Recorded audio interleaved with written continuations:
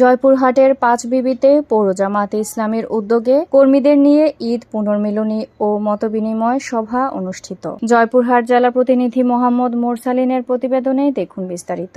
২রা এপ্রিল বুধবার সকাল ৯ ঘটিকায় বাংলাদেশ জামায়াতে ইসলামী পাঁচবিবি পৌর শাখার উদ্যোগে পাঁচবিবি ডিগ্রি কলেজের হলরুমে কর্মীদের নিয়ে ঈদ পুনর্মিলনী ও মতবিনিময় সভা অনুষ্ঠিত হয়েছে। পাঁচবিবি পৌর জামায়াতে ইসলামীর আমির মোহাম্মদ আবুল বাশারের সভাপতিত্বে ও পৌর সেক্রেটারি মোহাম্মদ গোলাম রব্বানীর সঞ্চালনায় উক্ত অনুষ্ঠানে প্রধান অতিথি হিসেবে আলোচনা পেশ করেন বাংলাদেশ জামায়াতে ইসলামীর কেন্দ্রীয় মজলিসে শুরার অন্যতম সদস্য ও জয়পুরহাট জেলা জামায়াতে ইসলামীর আমির ডাক্তার ফজলুর রহমান সাইদ। বিশেষ অতিথি হিসাবে আলোচনা পেশ করেন জেলা জামায়াতে ইসলামীর মজলিসে শুরার অন্যতম সদস্য ও পাঁচবিবি উপজেলা পরিষদের সাবেক চেয়ারম্যান সহকারী অধ্যাপক মোহাম্মদ মুস্তাফিজুর রহমান, পাঁচবিবি উপজেলা জামায়াতে ইসলামীর আমির ডাক্তার মোহাম্মদ সুজাউল করিম, পাঁচবিবি উপজেলা জামায়াতে ইসলামী সেক্রেটারি মোহাম্মদ আবু সুফিয়ান মুক্তার, ঢাকা মহানগরী হাজারীবাগ থানা সেক্রেটারি